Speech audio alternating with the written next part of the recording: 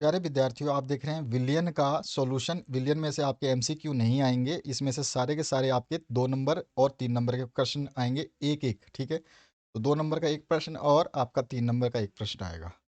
तो पहला प्रश्न इसमें जो पूछा गया है, हम सारे क्वेश्चंस के आंसर्स देखेंगे नीचे की तरफ चल के। तो सबसे पहले क्वेश्चन से स्टार्ट करते हैं। यहाँ पर जो है पूछा गया है आपसे, ग्राम अणुक उन्नयन स्थिरांक तथा ग्राम अणुक अवनमन स्थिरांक की परिभाषा जो है आपको लिखनी है। तो यहाँ पे ग्राम अणुक उन्नयन का परिभाषा यहाँ पे लिखा गया है, और यहाँ पर जो है ग्राम अणुक अवनमन का परिभाषा जो है लिखा गया है। तो इन दोनों परिभाषाओं को आप देख सकते हैं, आराम से पढ़ लीजिए, उतार लीजिए। इसको पढ़ने से कोई फ़ायदा नहीं होगा, आपको ही पढ़ना है और आपको ही याद करना है। ठीक है, तो इस तरह से ये परिभाषा दी गई है। इसके बाद जो दूसरा क्वेश्चन है, इसमें आपको पूछा गया है समपरासरी विलयन किसे कहते हैं, तो उसकी भी डेफिनेशन आपको बतानी है। तो यहाँ पे डेफिनेशन दी गई है। तीसरा जो क्वेश्चन है, अल्कोहल एवं जल की एक विलयन में आणविक अन्योन क्रिया की क्या भूमिका है, ये आपको बतानी है। तो यहाँ पर जो है H2O के बारे में बताया गया है।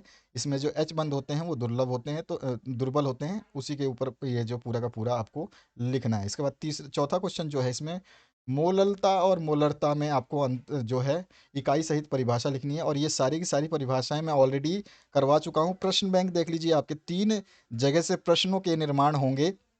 एक होगा आपका मॉडल पेपर में से, दूसरा आपका प्री बोर्ड एग्जाम पेपर्स जो जो मैंने कराए हैं उनमें से, और तीसरा जो है आपका क्वेश्चन बैंक सबसे ज़्यादा महत्वपूर्ण रहेगा। तो इस तरह से आपकी तीनों चीज़ें कर लीजिए, आपका जो है एग्ज़ाम अच्छा हो जाएगा। तो यहाँ पर चौथा क्वेश्चन जो है ये है, और इसको आप जो है इस तरह से लिखेंगे, इसकी डेफिनेशन मोलरता की, और उसके बाद में इसका जो है आप सूत्र लिख देंगे इस तरह से। ठीक है, ये सूत्र जो है इस तरह से लिख देंगे, क्लियर हो जाएगा।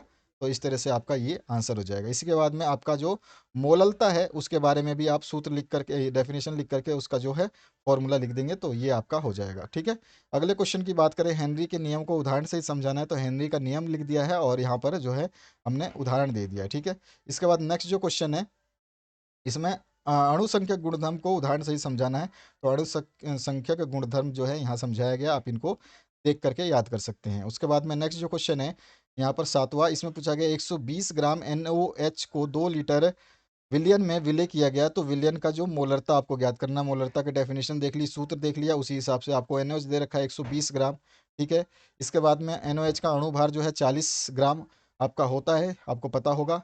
और इसके बाद में विलियन का जो आयतन जो दे रखा है वो 2 लीटर दे रखा है। तो इसके बाद में विलियन की जो है आपको मोलरता जो निकालनी है, तो मोलरता जो है इस तरह से निकालेंगे, NaOH का द्रव्यमान अपॉन में NaOH का अणु भार इंटू विलियन का आयतन। तो 120/40 गुणा में 2, तो 1.5 जो है इसकी मोलरता आ जाएगी एम में, जो इसकी यूनिट होती है। तो ये यहाँ पे उत्तर आ गया।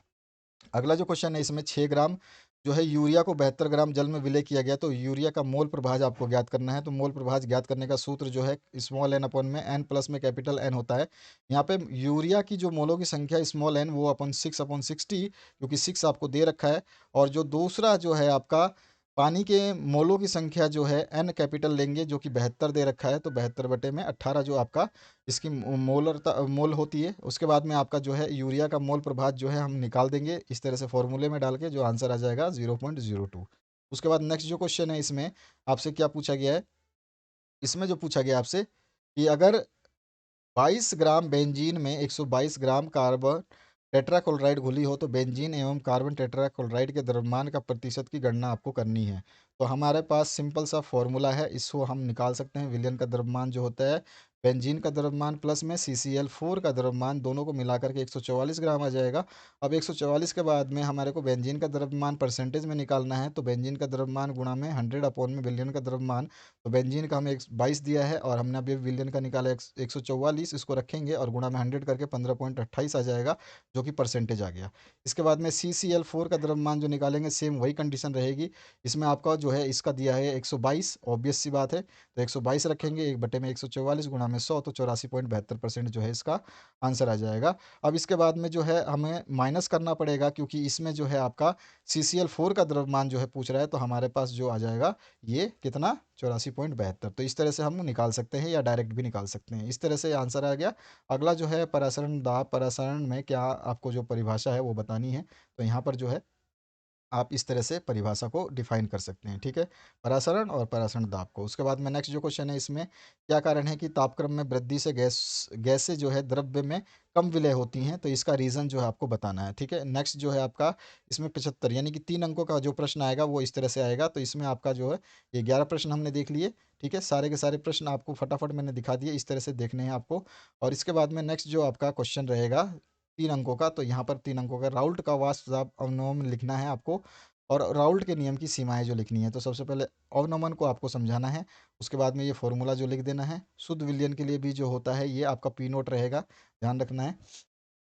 इसके बाद अब पी नोट ए जो है ये किस तरह से आ जाएगा, ये इक्वेशंस बनी हुई हैं यहाँ पे, पहली इक्वेशन, दूसरी इक्वेशन, तीसरी इक्वेशन, फिर इसके बाद चौथी इक्वेशन, पांचवी, छठी और सातवीं, इस तरह से हमें पूरा का पूरा व्याख्या देना पड़ेगा एक एक पॉइंट का। तो आप एक बार यहाँ देख लीजिए इसको, इसके बाद में यहाँ आप इस वाले पोर्शन को देख लीजिए। अब 8वां जो है पार्ट ये आपका खत्म हो जाएगा, यहाँ पे आपका कंप्लीट हो गया। दूसरा जो क्वेश्चन है उसका आंसर हमें लिखना है, तो कारण सहित समझाना है कि विलयन जो है विलायक में में विलय को घोलने पर उसका क्वथनांक जो है बढ़ जाता है, उसका कारण जो हमें बताना है, ठीक है। तो यहाँ पे हमने बता दिया है। तीसरा जो क्वेश्चन है, एक वाष्पशील विलय को किसी विलायक में मिलाने पर उसका वाष्प दाब कम हो जाता है, उसको भी समझाना है, तो उसको भी हमने यहाँ पे समझा दिया है। अगला जो क्वेश्चन है इसमें, 72 ग्राम जल और 92 ग्राम इथाइल अल्कोहल के मिश्रण में दोनों का मोल प्रभाज ज्ञात करना है। तो मोल प्रभाज निकालने का फॉर्मूला हमने ऊपर भी देख लिया था। यहाँ पे जो है आपको जल का अणुभार, और जल का अणुभार जो है 18 होता है, और जल का जो भार है वो हमारे को 75 दे रखा है, जो कि हमने ऊपर भी देखा था। तो इसका 4 आ जाएगा, ठीक है, जो कि किसके बराबर दे रखा है। अब इसके बाद में नेक्स्ट जो हो जाएगा आपका, यहाँ पे कितना, 72, सॉरी 72 आएगा, यहाँ 75 लिखा है ना, ये गलत है। यहाँ पे आप क्या करोगे, 72 लिखोगे, यहाँ पे मिसप्रिंट है, ठीक है। तो यहाँ पे आप 72 कर लेना, ध्यान करना, ये 4 जब ही आएगा, 18 चौक 72, ठीक है, 75 नहीं है 72 है। तो इसको 72 करोगे आप, यहाँ पे क्या करोगे आप, 72 मैं लिख देता हूँ आपको इसी वीडियो के दौरान, ताकि आपको दिक्कत ना हो, तो मैं यहाँ पे 2 कर देता हूँ, ठीक है। तो इसमें आपको दिक्कत नहीं होगी, तो यहाँ पर जो है आपका ये 2 जो इस तरह से लिख दोगे आप। मैं इसको सेट कर देता हूँ इस जगह पे, ये लीजिए, ठीक है। तो यहाँ पे 72 आप लिख दोगे, और 72 को फिर 18 से डिवाइड कर दोगे, इस तरह से आपका जो है फॉर्मूला तो आपको पता ही है, उसमें आप रख दोगे। क्योंकि 92 ग्राम इथाइल अल्कोहल दे रखा है, तो यहाँ पर आप इथाइल अल्कोहल का भी जो है टोटल अणु भार निकालोगे, तो इथाइल अल्कोहल का 24 + 5 + 16 + 1 हो जाएगा, सूत्र आपको पता ही होगा। तो इसके बाद में इसको सॉल्व करोगे तो यहाँ पे 2 आ जाएगा मिस। अब इसके बाद में हमें जो है जल के अणु और अपन में मिश्रण में जल के अणु प्लस एथिल अल्कोहल के अणु जो है इनको प्लस कर देंगे, क्योंकि ये 4 आया है, ये 2 आया, तो दोनों को 4 + 2 6 हो जाएगा। ऊपर में 4 जल के अणु तो है ही, तो 4/6, अगर इसको हम डिवाइड करेंगे तो 0.666 जो है इस तरह से चलता रहेगा ये।